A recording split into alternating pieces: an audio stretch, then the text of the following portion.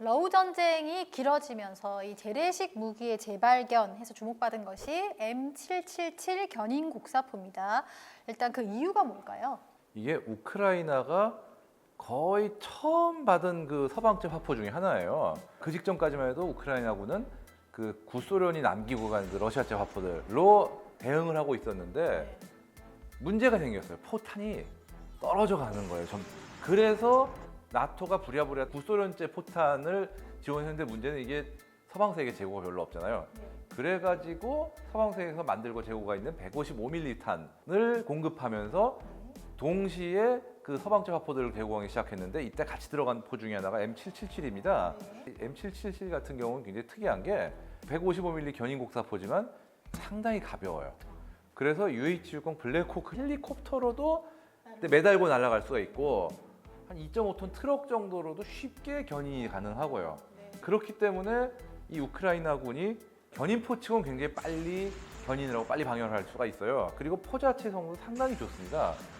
그러니까 우리나라로 치면 KH-179하고 거의 동등한 성능인데 30km의 그러니까 로켓 추진탄, 고조탄 썼을 경우에는 30km의 사거리가 나오고요. 하지만 특히나 중요했던 게 이 엑스칼리버라고 하는 GPS 유도 포탄을 쏠 수가 있어요. 그렇기 때문에 40km 이상 떨어진 표적을 맞출 수도 있던 거였죠. 그렇기 때문에 이제 이 우크라이나군이 포병 화력에서 비록 러시아군에 비해서 숫자는 밀릴지 몰라도 질적으로는 확실히 앞선다. 이런 트렌드를 각인시킨 주역 중에 하나예요. 또 하나 중요한 게 M777 같은 경우는 한 번에 100단위가 갔어요.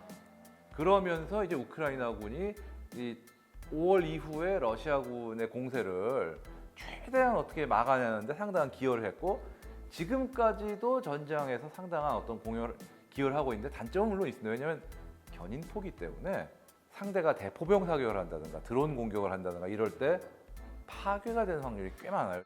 초기에 공급된 M777이 거의 30% 정도가 망실됐다? 뭐 그런 얘기가 있긴 합니다.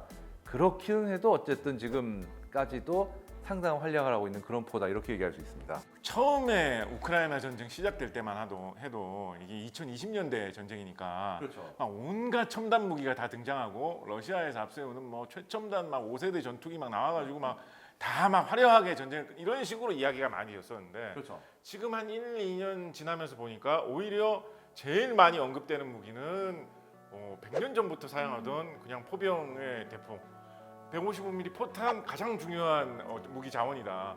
이렇게 약간 전쟁의 초점, 무기의 초점이 약간 한 수십 년 전, 100년 전으로 되돌아간 듯한 느낌이 드는 이런 이유는 뭘까요?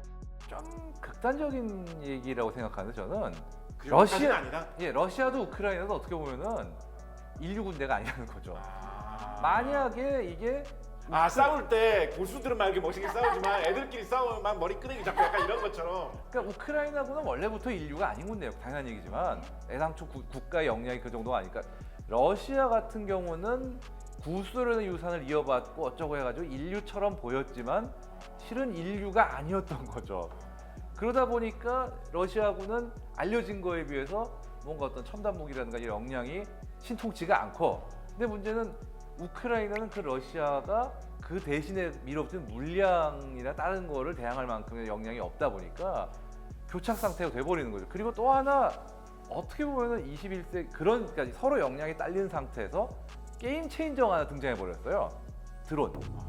미사일 대신 드론 쏘고 정찰기 대신 드론 띄우고 지금 드론 때문에 러시아도 우크라이나도 전장에서 대규모로 전력을 집중해가지고 공격을 하기가 쉽지 않다는 얘기예요. 왜냐면은 드론 때문에 뭘 몰래 하기가 힘든 상황이 돼버린 거예요. 그리고 또 어차피 전력을 끌어모아가지고 밀어붙이면은 자폭 드론이 와가지고 막 미친 듯이 때리고. 최근에도 보면 그 자주포가 실제 전장에 나타나게 되면 드론들이 벌떼같이 달려들어서 자주포만 집중적으로 지금 파괴시킨다 그러거든요. 그렇기 때문에 지금 현재 우리 K9 같은 자주포, 궤도형 자주포들이 조금 더 기동력이 있는지 그 트럭에 탑재된 자주포 형태로 발전해야 된다 뭐 이런 얘기도 나오는데 궤도를 포기하고 네네 차륜으로 간다. 그쵸. 물론 방어력이 좋은 자주포가 있긴 한데 또 기동력으로 빨리 회피 기동을 해야 되는 그런 부분까지도 얘기가 나오고 있고 최근에 유로 사토리에도 보면 또 그런 장비들이 많이 나오고 있고 그런 것들이 좀 특이 경향이 보이는 것 같습니다. 지금 이 자주포 같은 경우도 굉장히 복잡해진 게 차륜형 자주포는 빨리는 움직이는데 문제는 방어력이 없다 보니까 자폭돌이 맞으면은 그거 자체가 그냥 손실로 이어지는. 왜냐면 K9은 안 갔지만 유사한 그 중장갑의 자주포가 몇 종류가 지금 우크라이나에 쓰고 있는데 그런 것들은 자폭들로 한 방 맞아도 파손은 될지언정 수리해서 다시 쓸 수 있는 그런 상황이 되고, 근데 이 말씀하신 트럭형 자주포는 꽤 빨리 피할 수가 있고, 근데 그것도 결국 자폭들은 못 피하거든요. 그렇기 때문에 뭐 일부 우크라이나군 부대에서는 차라리 견인포의 포상을 드론한테 안 보이게 잘 감추고 있는 게 생존성이 높다는 얘기를 하는 경우도 있어요. 그러니까 이게 기존의 어떤 상식이 상당 부분 깨져가지고 지금 적용이 안 되는 그런 상황이 온 거죠. 거꾸로 드론이 어떤 포의 능력을 굉장히 극대화시키는 그런 역할을 하고 있습니다. 무슨 얘기냐면은 포는 뭐 다 아시겠지만 직접 뭘 보고 쏘는 게 아니잖아요. 몇십 킬로미터 밖에 있으니까.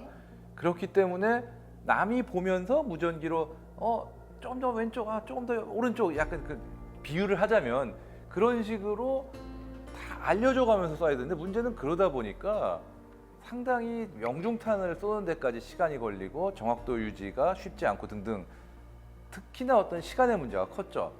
목표를 발견하고 여기 말고 저기 또 이런 식으로 고쳐주다 보면은 목표를 발견하고 명중할 때까지 시간이 꽤 걸려요. 그런데 문제는 드론이 돼버리니까 거리가 어쨌든 마치 포대에서 목표를 직접 보고 쏘는 것 같은 효과가 나버리는 거예요. 영상 딱 보면서 표적 있네? 쏴! 안 맞았네? 직접 조금 더 옆으로 쏘고, 한마디로 얘기해서 눈이 갑자기 생겨버린 거죠. 포에 직접. 그러다 보니까 요즘은 포만 정확하면은 첫 사격이 유효사가 날아가는 이런 경우가 생기기 때문에 어떻게 보면 전쟁이 약간 게임하는 것 같은 그런 느낌으로 좀 바뀌네요. 약간 좀 그렇죠. 그래서 지금 이 포병이 드론 때문에 오히려 살상력이 훨씬 높아졌다, 이런 평가도 있습니다, 지금.